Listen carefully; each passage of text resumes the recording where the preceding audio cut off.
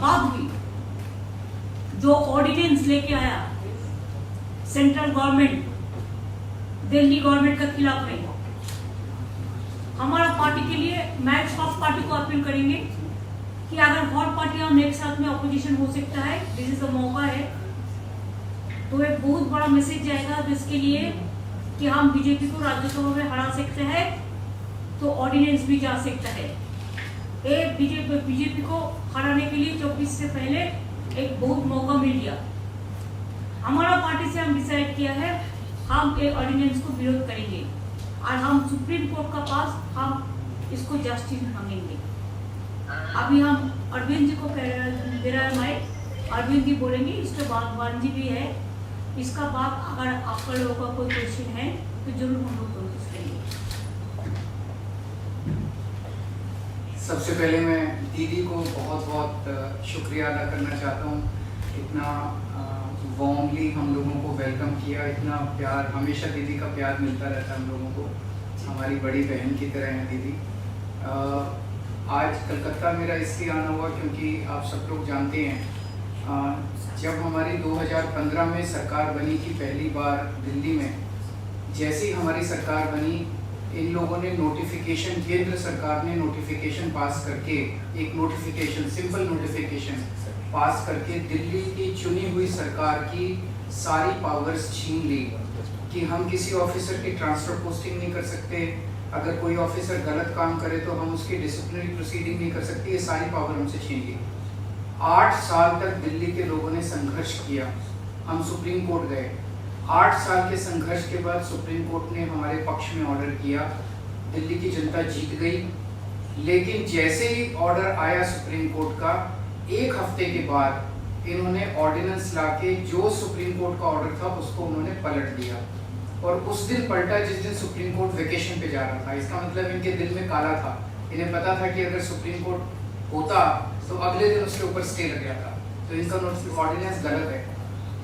इन लोगों ने जिस तरह से डेमोक्रेसी का मजाक बना दिया है, जहाँ भी 3 तरीके से ये चुनी हुई सरकारों को तंग कर रहे हैं। एक, पहली चीज कि जहाँ पे बीजेपी की सरकार नहीं बनती वहाँ ये एमएलए खरीद के सरकार गिरा देते हैं उस पार्टी की और अपनी बीजेपी की सरकार बना लेते हैं। दूसरा, जहाँ बीजेपी की सरकार नहीं बनती वहाँ ये ईडी और सीबीआई को इस्तेमाल करके दूसरी पार्टी के एमएलए को डराते हैं, धमकाते हैं, उनको तोड़ लेते हैं और उनकी सरकार गिरा के बीजेपी की सरकार बना लेते हैं। तीसरा, जहाँ बीजेपी की सरकार नहीं बनती वहाँ कानून का गलत इस्तेमाल करके, गवर्नर के जरिए ऑर्डिनेंस पास करके ये तरह तरह से उस नॉन बीजेपी गवर्नमेंट को काम ही नहीं करने दे रहे।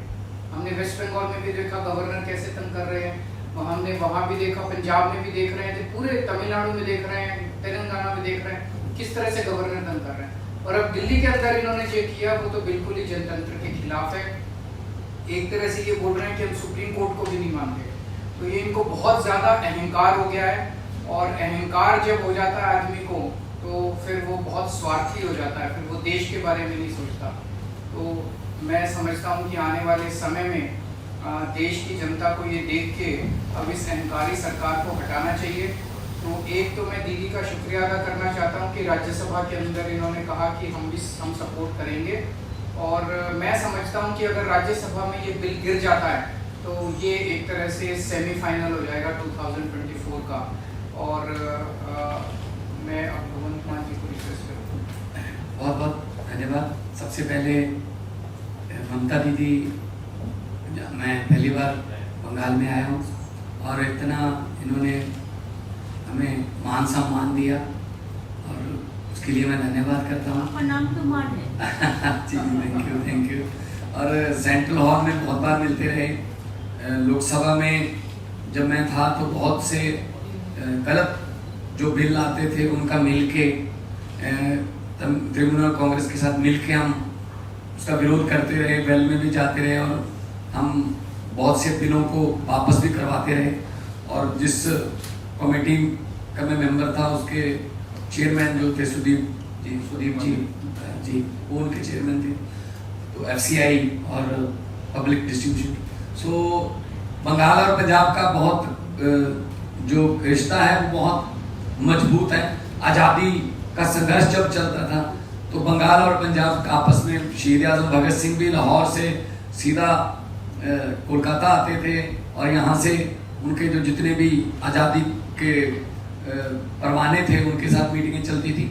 अभी भी पंजाब से बहुत बड़ा नाता है क्योंकि बहुत भारी संख्या में पंजाबी जो है वो बंगाल में रहते हैं। ट्रांसपोर्ट का बिजनेस है, दूसरे बिजनेस हैं।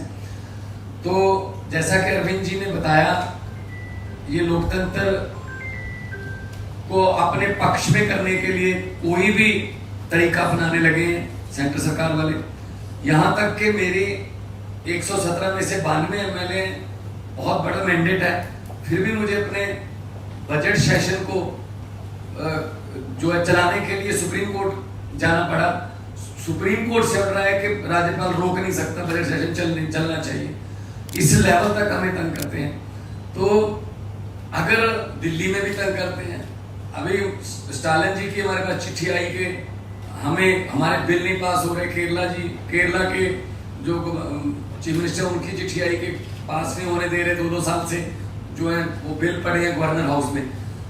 तो मैं ये कहना चाहता हूँ आपके सामने, अगर 30-31 गवर्नर और एक प्रधानमंत्री ने देश चलाना है तो करोड़ों अरबों रुपया चुनाव पे क्यों खर्च रहे हैं? 30-31 गवर्नर और एक प्रधानमंत्री चला लें मुल्क को, देश को। फिर लोकतंत्र का अभी बाहर जाके, विदेशों में जाके लोकतंत्र का बहुत ढिढोरा पीटते हैं कि देश सबसे बड़ा biggest democracy in the world, लेकिन जब यहाँ आते हैं तो जाके देखते हैं कि किसी को काम नहीं करने देते। अगर आप इलेक्शन नहीं जीते तो बाई इलेक्शन से जीत जाते हैं। मध्य प्रदेश में भी ऐसा किया, कर्नाटक में भी ऐसा किया था और गोवा में भी ऐसा किया था।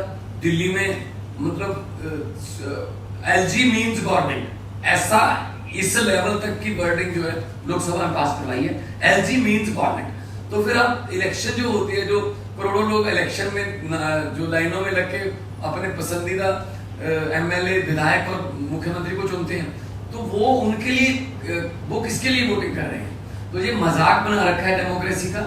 तो ममता दीदी का बहुत धन्यवाद इसलिए भी कि इन्होंने बहुत लड़ाई लड़ी है, बहुत बड़ी बड़ी लड़ाइयाँ लड़ी हैं और जीती हैं, सफलतापूर्वक लड़ाइयाँ लड़ी हैं इन्होंने। चाहे वो इलेक्शन हो, चाहे वो CBI की रेड्स का मामला हो, चाहे ED का मामला हो।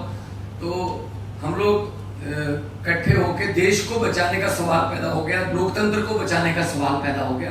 तो पार्टियां आपस में बहुत से पॉलिटिकल या विचारक मतभेद होंगे, लेकिन अगर देश रहेगा तो हम पार्टियां रहेंगे ना। अगर 24 में ये संविधान बदलने की कोशिश कर रहे हैं, हर रोज ही कोशिश करते हैं संविधान बदलने की, तो देश के संविधान को खतरा पैदा कर दिया इन लोगों ने। इतने सत्ता की भूख हो गई या इतना ये अहंकारी हो गए, जैसा अरविंद जी ने बताया। लेकिन हमारे पंजाबी में कहावत है कि हंकार दा सिर नीवा होता है, हंकार हमेशा हारता है और भगवान भी हंकारी बंदे की जो है वो हेल्प नहीं करता। हम लोग सच्चे लोग हैं, हम लोग देशभक्त लोग हैं, अपने अपने फील्ड को छोड़ के हम राजनीति में आए हुए हैं और हम चाहते हैं देश नंबर 1 बने दुनिया में। लेकिन वो तभी बनेगा जब सच्ची नीयत वाले लोग जो है वो आगे आएंगे। मैं आज जो ममता दीदी ने कहा कि इस ऑर्डिनेंस का विरोध करेंगे, डट के विरोध करेंगे राज्यसभा में, उससे हमारा हौसला बढ़ा है और हम चाहते हैं कि जो सारे जहां से अच्छा हिंदुस्तान हमारा, वो वाला नारा जो है वो देखने में भी, ग्राउंड में भी देखने को मिले। धन्यवाद। Is there any question? চারটে পাঁচটা বেশি না, থান্ডারস্টর্ম হচ্ছে কিন্তু। হ্যাঁ দিদি, ফিরে যেতে হবে। দিদি আমার একটা প্রশ্ন আছে, আমি প্রশ্ন ইংরেজিতে করছি এখানে। You have already proposed 1:1 fight against the BJP. From which media? Didi, this is Safi from Deccan Herald newspaper. Deccan Herald. Okay. Okay. You have already proposed 1:1 fight against the BJP and interactions have started between opposition parties. How long can it take for a coalition to take place?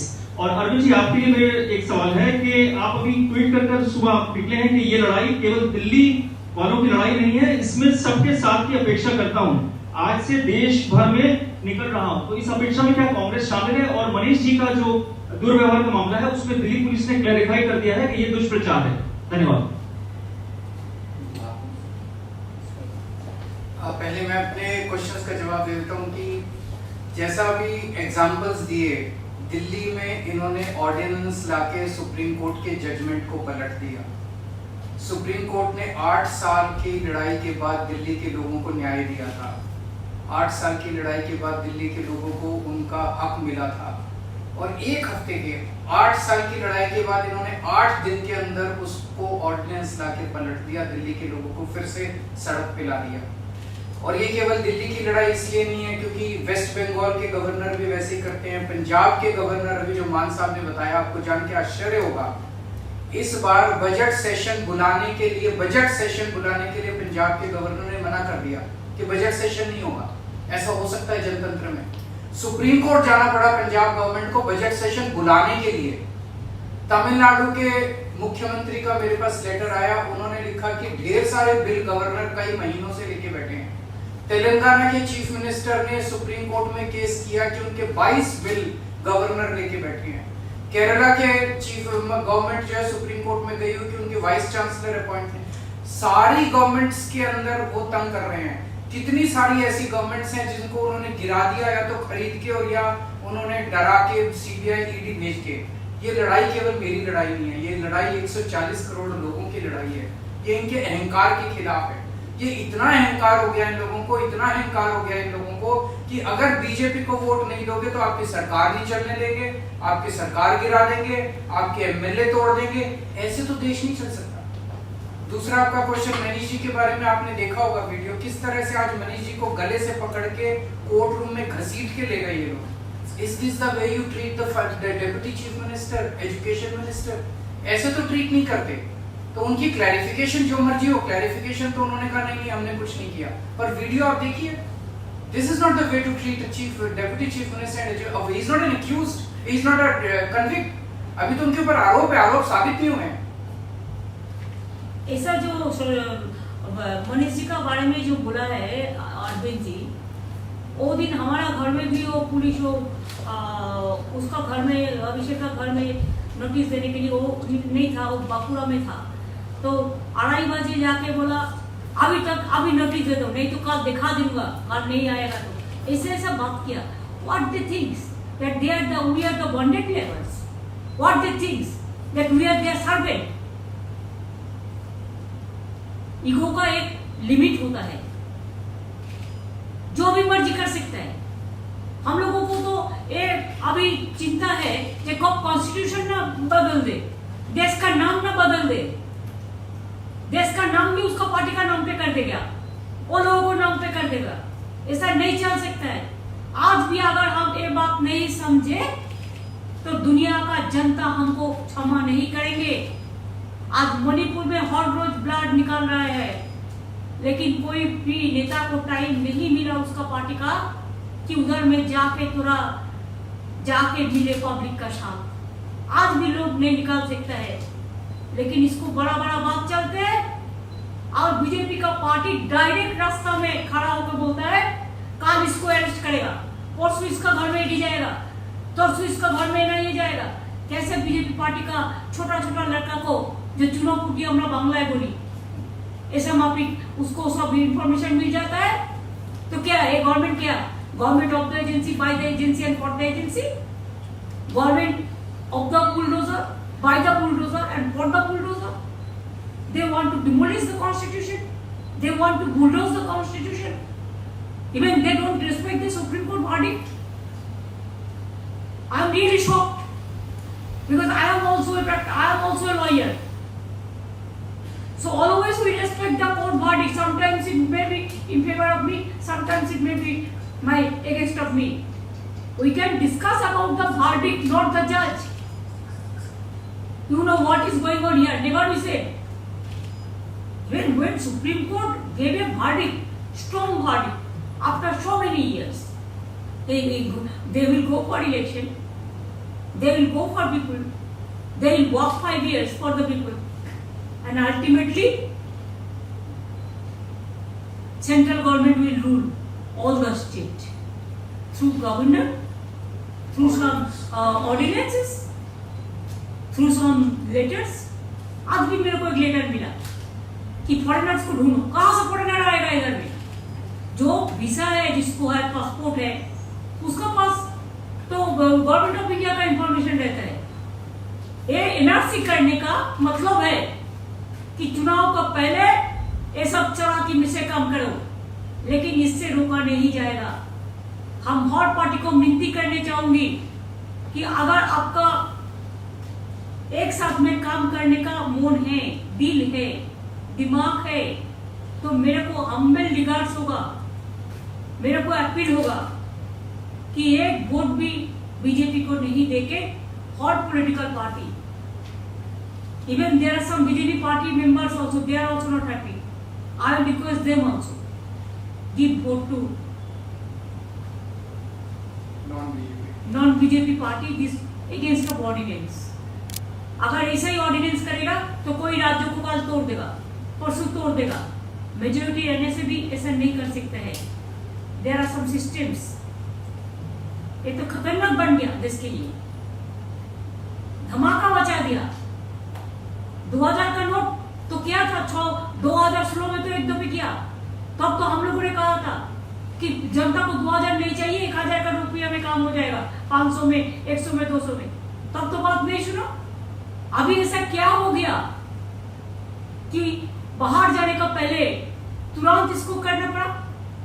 LIC को 3 लाख करोड़ रुपया का loss हो गया, इसको तो count हो जाता है एक साथ में। क्या ऐसा धमाका है?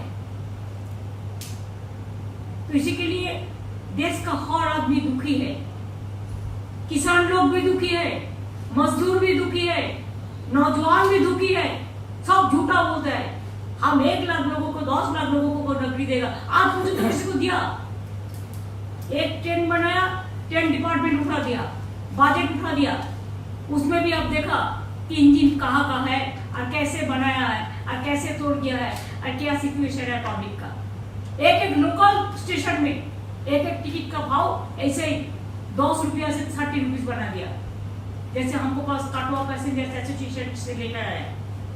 तो देश में जो चलता है दिखाने के लिए कुछ करते हैं, लेकिन ये गवर्नमेंट हो गया डबल इंजन वाला। जो गवर्नमेंट बोलता है एक डबल इंजन और टेरेबल इंजन बन गया। तो अगर एट्रोसस टेरेबल कुछ चलेगा तो इसको हम लोग का हिम्मत है, इसको लड़ने के लिए जो भी करना है आप कर लो। हम लोग डिसीजन लिया है, हम बीजेपी का खिलाफ में हम लड़ेंगे, हम एक कट्टर रहेंगे। हमारा कुछ नहीं चाहिए, किसी से कुछ नहीं चाहिए, खाली जनता को सेव करना चाहिए, सेफ सिक्योरिटी रक्षा करना चाहिए, देश को रक्षा करना चाहिए। I am totally 100% with Arvind ji मान।